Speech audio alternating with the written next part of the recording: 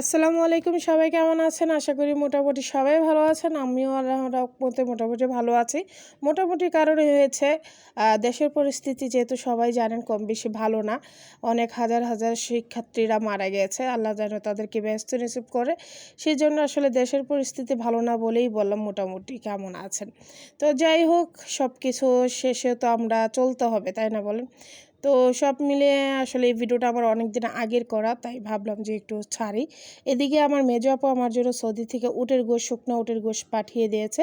এই জন্য আমি আজকে ভাবলাম যে রান্না করি, আপনাদের সাথে একটু দুঃখে সুখের কথা একটু শেয়ার করি। তো যাই হোক, উটের গোশতটা যেহেতু শুকনো অবস্থায় পাঠিয়েছে, কারণ বিদেশ থেকে তো আর কাঁচা পাঠানো যাবে না, আর দেশে তো এরকম উটের গোশতটা পাওয়াও যায় না। এর জন্য একটু পানি দিয়ে সিদ্ধ করে নিব। আর এইদিকে আমি সিদ্ধ বসাই দিলাম। আর কিন্তু লবণ দেইনি, আমি এমনিতেই সিদ্ধ দিলাম। এদিকে পেঁয়াজ কুচি করে নিলাম 1 কাপের মতন। আর 3টি আলু আমি একটু একটু মোটা করে কুচি করে নিলাম। আসলে দেশের যে অবস্থা, শিক্ষার্থীদের উপরে যে হামলাগুলো, আসলে এটা খুবই দুঃখজনক আমাদের জন্য। আমাদের লজ্জার বিষয় যে শিক্ষার্থীরা শান্তিপূর্ণ আন্দোলন করতেছিল। আসলে দেশের যে অবস্থা হলো, বাচ্চাগুলো এত বাচ্চাগুলো মারা গেল, এটা আসলে আমাদের জন্য অনেক দুঃখ। অনেক মায়ের বুক খালি হয়েছে। সবাই দোয়া করবেন আল্লাহ যেন আর কারো বাচ্চা যেন এইভাবে বুক ছাড়া না হয়, কোল ছাড়া না হয়। তো এটাই আমরা দোয়া করি। তো এইদিকে আমি গরম তেলের মধ্যে দেখেন কথা বলতে যেয়ে উল্টাপাল্টা হয়ে যাচ্ছে। যাই হোক, এদিকে গরম তেলের মধ্যে এলাচি দারচিনি দিয়ে দিলাম। দেওয়ার পর আমি এখানে 1 কাপ পরিমাণ আমি পেঁয়াজ কুচি দিয়ে দিয়েছি। তো আসলে সবার মন মানসিকতা ভালো না। সবাই মানে দেশের অবস্থা খুবই খারাপ। দেশকে আমরা ভালোবাসি। তো আমরা কিন্তু রাজাকার না। যে আমার বাবা, দেখা যায় আমার দাদা মারা গেছে আ আ যুদ্ধেরও আগে। তারপর আমার বাবা ছিল ১০-১২ বছর। তখন আমার বাবাও যুদ্ধ করতে পারেনি। তো সেই হিসাবে আমি যদি চাকরি না পাই, তাহলে কি আমি রাজাকারের বাচ্চা হয়ে গেছি বলেন? তো তুমি কে আমি কে, রাজাকার। আসলে কি রাজাকার? আমরা চেয়েছিলাম অধিকার, হয়ে গেলাম রাজাকার। এটা তো ঠিক না। তো যাই হোক, সবাই এটা নিয়ে আসলে কষ্ট পাচ্ছি। তো আল্লাহ যেন প্রধানমন্ত্রীকে হেদায়েত দেয়, এটাই আমরা কামনা করি। আর এইদিকে আমার উটের গোশতটা কিন্তু অনেকটা সিদ্ধ হয়ে গেছে, দেখতে পাচ্ছেন। আমি একটা ছেঁকে ওই পানিটা কিন্তু ফেলে দিইনি, রেখে দিয়েছি। আর হাত দিয়ে এরকম একটু কুচি করে দিয়েছি, আপনারা দেখতে পেরেছেন। আর এদিকে আদা, রসুন, জিরা, মরিচ, তারপর লবণ সবগুলো দিয়ে দিচ্ছি একে একে। আর এটা তো বলার কিছুই নেই, সবাই জানেন কি লাগে। তো এটা একটু দিয়ে মশলাটা কষিয়ে নিলাম। তো আপনাদের সাথে কথা বলার আসলে মানে মন মানসিকতা আসলে ভালো নাই। তারপরও ভাবলাম যে আপনাদের সাথে একটু শেয়ার না করলে আমার ভালোও লাগবে না। তাই একটু শেয়ার করে নিলাম এই ভিডিওটা। তো আমার মেজো আপুকে অসংখ্য ধন্যবাদ, এরকম উটের গোশত এত কষ্ট করে আমাদের জন্য এক দেশের থেকে আরেক দেশে পাঠাই দেওয়ার জন্য। সবাই দোয়া করবেন আমার মেজো আপুর জন্য, সবার জন্য, সব প্রবাসী ভাই বোনেদের জন্য। আমার 2টা ভাইও প্রবাসীতে থাকে, তাদের জন্য।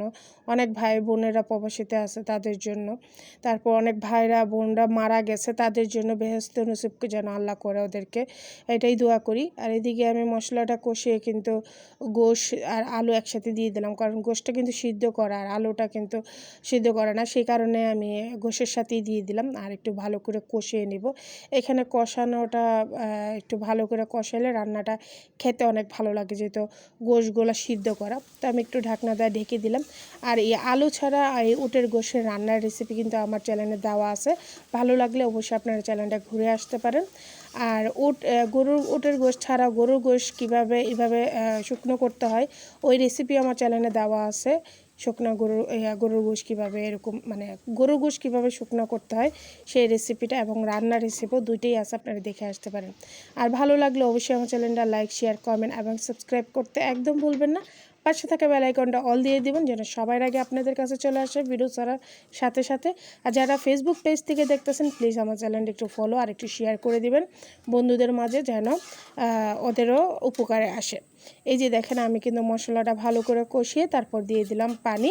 এই যে দেখেন, একদম পানি কিন্তু ডুবু দেয়নি, একদম গা দিছি, কারণ আলু সিদ্ধ হতে বেশিক্ষণ লাগবে না, কষানোর মধ্যেই কিন্তু আলু 50% হয়ে গেছে।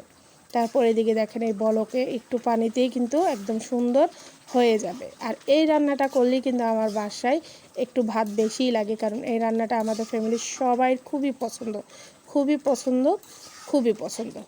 তা যাই হোক, এই উটের গোশটা আসলে সব অ্যাভেলেবেল থাকে না, আর আপনারা কিন্তু এটা দিয়ে মানে উটের গোশের বদলে গরুর গোশ দিয়ে ওই রান্নাটা করতে পারেন। তো এইভাবে শুকনো কীভাবে করতে হয় আমার চ্যানেলে কিন্তু দেওয়া আছে, গরুর গোশ শুকনো করার রেসিপি এবং রান্না করার রেসিপিটাও আমার চ্যানেলে দেওয়া আছে।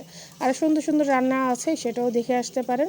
তো এদিকে আমার ফাইনালি রান্নাটা হয়ে গেছে। এই অবস্থায় আমি চুলাটা অফ করে দিব, কারণ আলু কিন্তু ঝোলটা অনেকটা টেনে নেবে। তো এই যে দেখেন ফাইনালি আমার রান্নাটা হয়ে গেছে। আসলে মন ভালো না বলে আমি কিন্তু একদম সাজিয়ে গুজিয়ে আপনাদের সামনে আনতে পারিনি।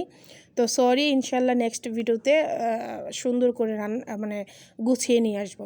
তো এই যে দেখেন ফাইনালি আমার রান্নাটা কমপ্লিট হয়ে গেছে। ভালো লাগলে কিন্তু অবশ্যই একটু লাইক করে দিয়ে যাবেন। আর সবার জন্য সব ভাইদের জন্য দোয়া রইল। ভুল ত্রুটি থাকলে অবশ্যই ক্ষমার দৃষ্টিতে দেখবেন। আজকের মতন এখানে বিদায়। আল্লাহ হাফেজ।